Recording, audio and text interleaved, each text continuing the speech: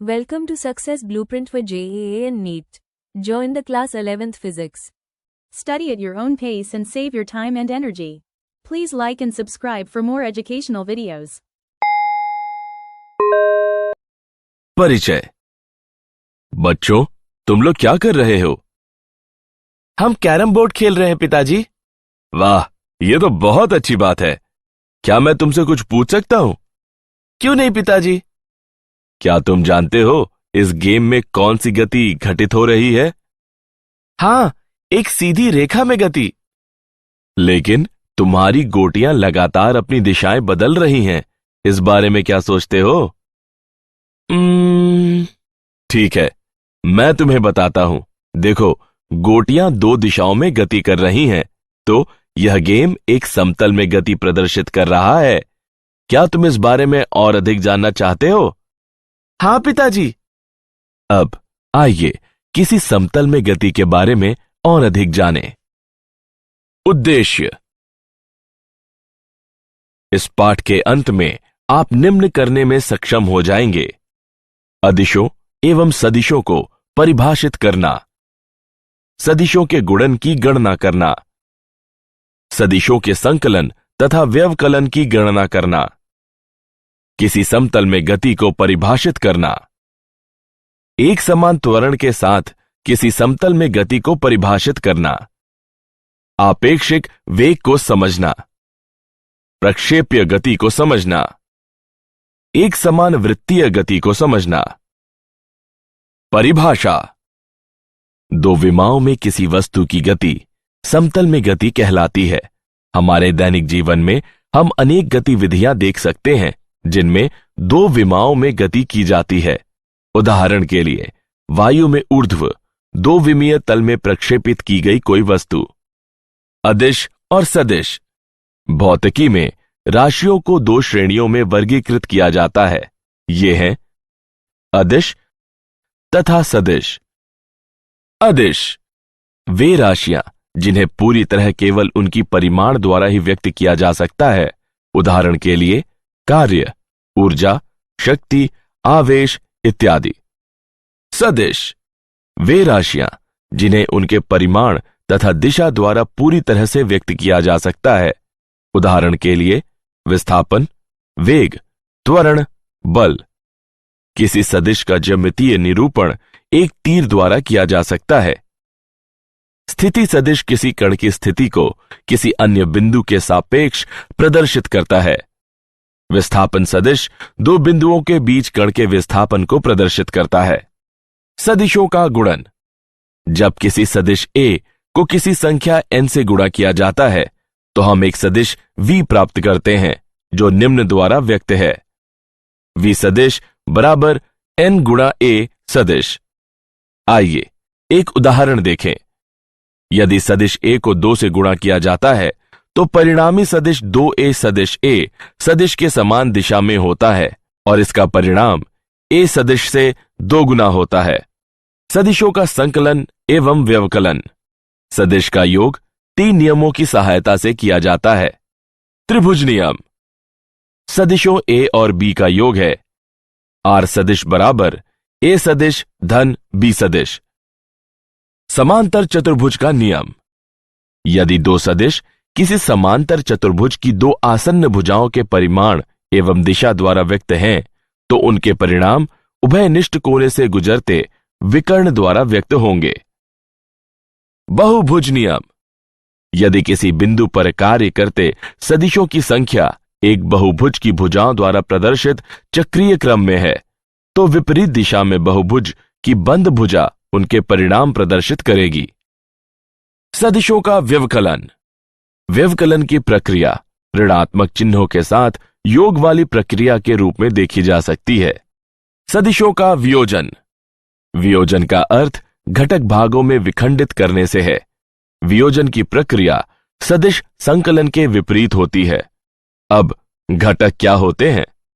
यदि किसी सदिश को अनेक सदिशों में वियोजित किया गया है जिनका सम्मिलित प्रभाव दिए गए सदिश के प्रभाव के समान है तो वियोजित सदिश दिए गए सदिश के घटक कहलाते हैं। किसी समतल में गति। आइए सदिशों के उपयोग द्वारा विमाओं की गति का अवलोकन करें। स्थिति सदिश एवं विस्थापन। किसी समतल में स्थित कण P का XY निर्देश तंत्र के मूल बिंदु के सापेक्ष स्थिति सदिश R को निम्न समीकरण से व्यक्त करते हैं। R बराबर XI गैप धन YJ गैप। माना कि एक कण वक्र पर चलता है और किसी क्षण t पर इसकी स्थिति P है और दूसरे अन्य क्षण t डैश पर इसकी स्थिति P डैश है, तो इसका विस्थापन निम्न होगा। डेल्टा R बराबर R डैश माइनस R। मानों को प्रस्थापित करने पर हम पाते हैं कि डेल्टा R बराबर I गैप डेल्टा X धन J गैप डेल्टा Y। एक आयाम में किसी वस्तु का वेग और त्वरण सदैव उसकी सीधी रेखा के अनुदिश रहता है। हालांकि 2 या 3 विमाओं में गतियों के लिए वेग एवं त्वरण सदिशों के बीच 0 डिग्री और 180 डिग्री के बीच कोई भी कोण हो सकता है। किसी समतल में एक समान त्वरण से गति। आइए इसे समझने के लिए एक उदाहरण देखें।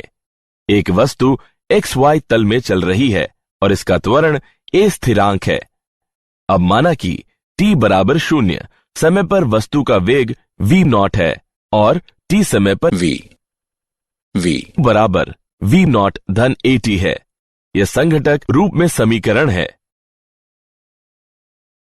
हम निष्कर्ष निकाल सकते हैं कि किसी समतल में गति को 2 अभिलंबवत दिशाओं के अनुदिश स्थिरांक त्वरण के साथ 2 पृथक समकालिक एक विमीय गतियों के रूप में जाना जा सकता है।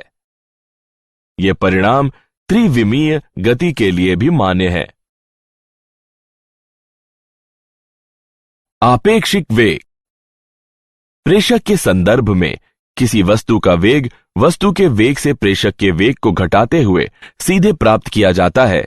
वेगों को सदिशों द्वारा प्रदर्शित किया जाता है और वे सदिश विधि से घटाए जाते हैं। प्रक्षेपीय गति। अंतरिक्ष में कुछ आरंभिक वेग के साथ फेंकी गई कोई वस्तु जो गुरुत्व के प्रभाव के साथ मुक्त रूप से गमन करती है, वह प्रक्षेपीय कहलाती है। उदाहरण के लिए किसी विमान से गिराया गया कोई बम, किसी बल्लेबाज द्वारा प्रहार की गई क्रिकेट की गेंद। θ0 कोण पर वेग v0 के साथ प्रक्षेपित की गई एक वस्तु को चित्र में प्रदर्शित किया गया है। किसी प्रक्षेप्य का पथ परवलयी होता है। प्रक्षेप्य का उड्डयन काल है tf बराबर 2 v0 sin थीटा नॉट बटे g। प्रक्षेप्य की अधिकतम ऊंचाई है hm बराबर v0 sin थीटा नॉट वर्ग बटे 2g। किसी प्रक्षेप्य द्वारा अपनी आरंभिक स्थिति से अपने गिरने के दौरान y बराबर 0 वाली स्थिति से गुजरने तक चली गई क्षैतिजिक दूरी क्षैतिज परास कहलाती है। प्रक्षेप्य का क्षैतिज परास v0 वर्ग गुणे साइन 2 थीटा नॉट बटे g के गुणनफल द्वारा व्यक्त किया जाता है। उदाहरण। आइए प्रक्षेपीय गति का एक उदाहरण देखें। एक प्रक्षेप्य की परास 50 मीटर है और यह 10 मीटर की अधिकतम ऊंचाई तक पहुंचता है। प्रक्षेप्य का उन्नयन कितना होगा? आइए इसका हल देखें। हम जानते हैं कि क्षैतिज परास v वर्ग गुणे साइन 2 थीटा बटे g के बराबर होता है। हम ऊंचाई एवं परास के बीच संबंध निम्न प्रकार से प्राप्त करते हैं। h बटे r बराबर 1 बटे 4 tan थीटा। समीकरण की गणना करने पर हम पाते हैं कि थीटा का मान 38.66 डिग्री के बराबर है। एक समान वृत्तीय गति। पृथ्वी के परित एक वृत्तीय कक्षा में किसी कृत्रिम उपग्रह का चक्कर लगाना वृत्तीय गति का उदाहरण है। कण द्वारा वृत्त पर गोल गोल एक चक्कर पूरा करने में लिया गया समय कण का आवर्त काल कहलाता है।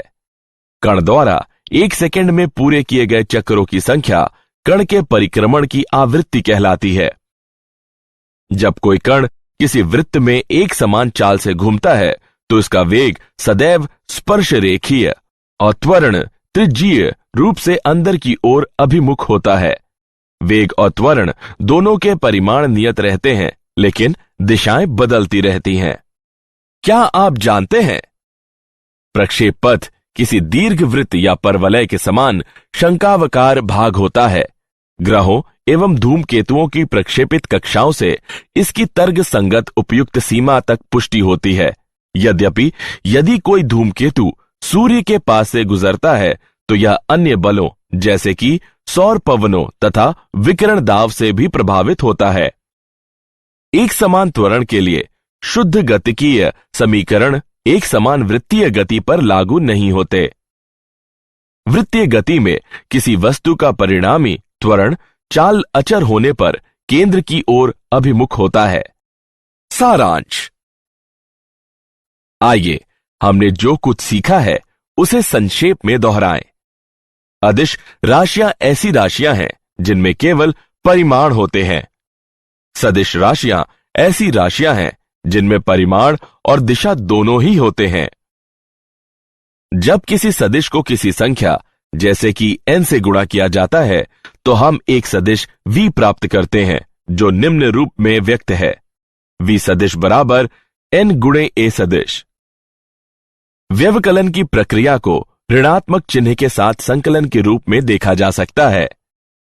यदि किसी सदिश को अनेक सदिशों में वियोजित किया जाता है जिनका सम्मिलित प्रभाव दिए गए सदिश के प्रभाव के समान होता है तो वियोजित सदिश दिए गए सदिश के घटक कहलाते हैं।